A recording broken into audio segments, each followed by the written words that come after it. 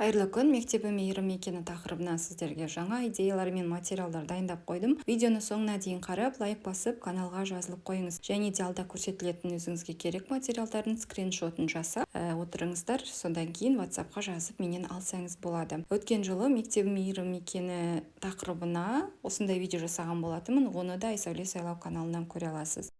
Бірінші ұсынатын материалым ол постерлар мейірімділік тақырыбына. Мысалы, әлемде мейірімді адамдар көп, бірақ егер сен біреуін де таппасаң, өзің мейірімдінің бірі бол. Немесе бір жылы сөз адамның күнін өзгерте алады. Кез келген адам бола алатын әлемде сен мейірімді бол. Бұндай постерлар балаларды мейірімді болуға шақырады. Бұларды сіз безендіру ретінде тақтаға пайдалансаңыз болады, немесе рамаға салып сыныбыңызға іліп қойсаңыз болады. Мейірімділікте әдемілік бар, әлемді мейіріміңмен жарық қыл деген сөздер де бар. Одан бөлек жоғары сыныптарға келетін мынандай постерлар бар. Мейірімді бол, шыншыл бол, жұмсақ бол, кешірімді бол, батыл бол, креативті бол, өзіңді жақсы көр, уәдеңді орында, өзгелерді сыйла. Осындай әдемі мотивациялық постерларды рамаға салып сыныбыңызға іліп қойсаңыз, өте керемет болады. Постерларға қосымша сіздерге сыйлық ретінде мейірімді істер тізімін беремін. Бұл тізімдерді оқушыларға таратып береміз. Осы әрекеттерді бір аптада орындалғанына тик қойып отырады. Бұл балаларға мейірімділікті практика жүзінде пайдалануға, оны әдетке айналдыруға көмектеседі. Оның ішінде мынандай әрекеттер бар. Біреуге есік ашып өткізіп жібер, жылы сөз айт, комплимент жаса, жалғыз жүрген досыңды ортаға қос, ұстаздарға еңбектері үшін алғыс айт деген сияқты күнделікті мектепте жасауға болатын қарапайым әдептілік іс-әрекеттері. Келесі жаттығу мейірімділік танытуға арналған. Біздер мейірімділікті қалай таныта аламыз? Мектебімізде не істейміз? Үйімізде қандай әрекеттер жасаймыз, көшеде қалай әрекет қыламыз деген сияқты сұрақтарды қойып, балаларға осы жерге толтыртып жазғызасыз. Оны А3 форматта жасап қойдым, тақтаға іліп, балаларды шақырып толтырсаңыз болады.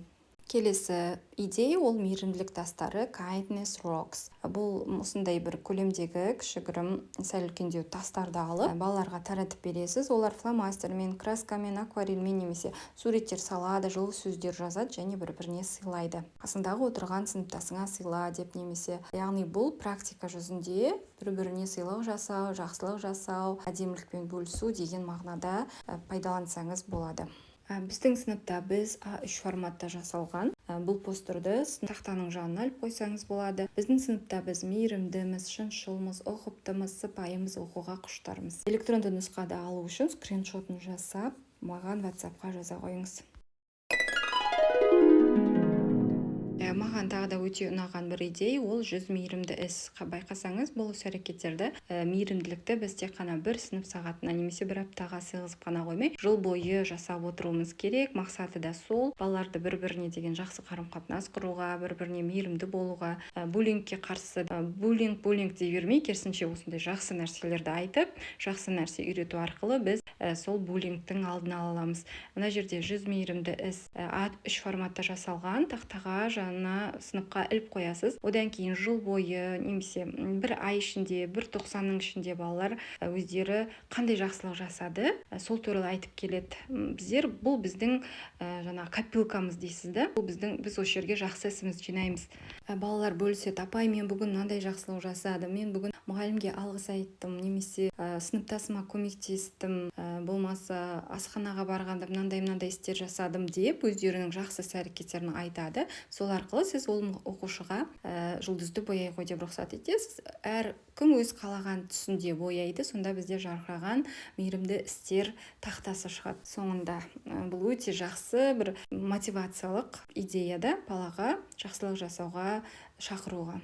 Бұл қажет болса, скриншотын жасап сақтап отырыңыз. Видеоны қарап болғаннан кейін маған WhatsApp-қа жіберсеңіз болды. Келесі идея, іс-әрекет, бұл мейірім күнтізбесі. Мен мысалы мына қыркүйек, мейірімді қыркүйек деп атадым бұны. Осы қыркүйек ай бойы біздер осындай жақсы іс-әрекеттер жасайтын боламыз деп, бұл жерде сіз балалар өздері жасамайды, сіз өзіңіз толтырып жазып қоясыз. Балалар соны орындайтын болады. Мысалы, бүгін 3 қыркүйек біз әр бала жасай алатын, бәріне ортақ бір іс болса өте жақсы. Күн сайын міне яғни бүгін біздер мынандай істер жасаймыз, бүгін біз мынандай болып жүреміз, бүгін күні бойы бір-бірімізге күлімсіреп жүреміз, немесе бүгін күні бойы бір-бірімізге жылы сөздер айтамыз деген сияқты да. Сондай бір 30 күн бойы жасап жүрсеңіз, ол жаймен балаларға жақсылық жасау, жақсы сөз айту, мейірімді болу, әдепті болу, тәртіпті болу әдетке айналып. Сол үшін жасалған нәрсе. Алу үшін скриншот жасап маған WhatsApp-қа жаза қойыңыз. Сынып сағаты барысында мынандай ойын ойнатсаңыз болады. Мейірімділік торы деген ойын балаларды бір-бірімен жақсы қарым-қатынас жасауға, мейірімділікке үйретеді. Үлкен қалың жіп аламыз, бала шетінен тартып, соңғы жіп иесіне комплимент, жақсы сөз, мақтау айтады, тағы сол сияқты. Бір адамға жақсы сөз айтып, оны бақытты ете аласың. Ал ол бақытымен басқа адаммен бөліседі, соңында осындай әдемі мейірімділік торы шығады деп ойынды аяқтаймыз. Тағы бір идея, балаларға бір-бірі туралы жақсы ойлауға үйрету. Сыныптан бір баланы таңдап, сыныптан шығарып жібереміз. Ал басқа оқушылар ол туралы жақсы ойларын, оның жақсы жақтарын айтады. Бұл процесс балаға сыныптасының бойындағы байқамай жүрген жақсы қасиеттерін байқауға көмектеседі, арадағы достықты, мейірімділікті арттырады. Бұл да өте күшті идея деп ойлаймын, пайдаланып, ойнатып көріңіз. Балалар, мейірімділік тек қана іс-әрекет емес, ол жылы сөз, жақсы қарым-қатынас. Мына сиқырлы сөздерді күнделікті қолдана отырып, біз басқа адамдарға мейірімділік танытып, олармен қарым-қатынасты жақсартамыз. Неліктен бұл сөздер сиқырлы деп аталады деп, мына тақтадағы сөздерді көрсетсеңіз, бұны да сыныпқа алып қойсаңыз, бастауыш сыныптарға тіпті жақсы. Бұл сиқырлы сөздер: рахмет, кешіріңіз, өтінемін, мархабат, ғафу етіңіз. Яғни сөз арасында осы сөздерді пайдаланып, басқа адамға сыпайылық көрсетуді қазірден бастап, кішкентай кезінен бастап балалардың бойларына сіңіру мақсаты. Құрметті ұстаздар, сіздерге видеодағы идеялар ұнады деп ойлаймын. Қай идея сізге көбірек ұнады, қай идеяны пайдаланасыз, қай материал сізге керек, төменге жаза кетіңіз өз ойларыңызды. Мен үшін өте маңызды. Менің инстаграмға жазылып қойсаңыз болады, Айсәуле Сайлау. Тегін телеграм каналым бар, мұғалімдерге материалдар деген. Төменге сілтемесін қалдырам. Инстаграмға да, телеграмға да жазылып қойыңыз. Ақылы телеграм каналым бар, ол жерде осы видеода, ютубтағы барлық видеомда айтылған материалдар жинақталған. Одан бөлек инстаграмға кірсеңіз, ол жердегі жасаған еңбектердің барлығы да сол каналда. Және ол каналға ақылы, бірақ доступ шексіз. Қосылғаннан кейін мұғалімдер қандай материалдар сұрайды, сол материалдарды, идеяларды жасап, сол жерге салып отырамын. YouTube арнама жазылып қойыңыз. Болашақта өткен жылдағыдай ата-аналар жиналысына қатысты да жаңа материалдар болады. Өткен жылдағы видеоларымда ата-аналар жиналысына қатысты көргіңіз келсе, каналға өтіп қараңыз. Ол өте күшті отзывтарға, пікірлерге ие болған. Мұғалімдер ұйымдастырып, өте ата-аналардан күшті кері байланыс алған жаңа форматтағы тренингтер форматында өткен жиналыс. Биылда жиналысқа жаңа видеолар дайындайтын боламын. Тек қана тренинг емес, басқа бағыттарында зерттеп, іздеп салатын боламын. Сол үшін каналға жазылып отырыңыз. Назарларыңызға рахмет. Материалдар алу үшін WhatsApp-қа жазыңыз.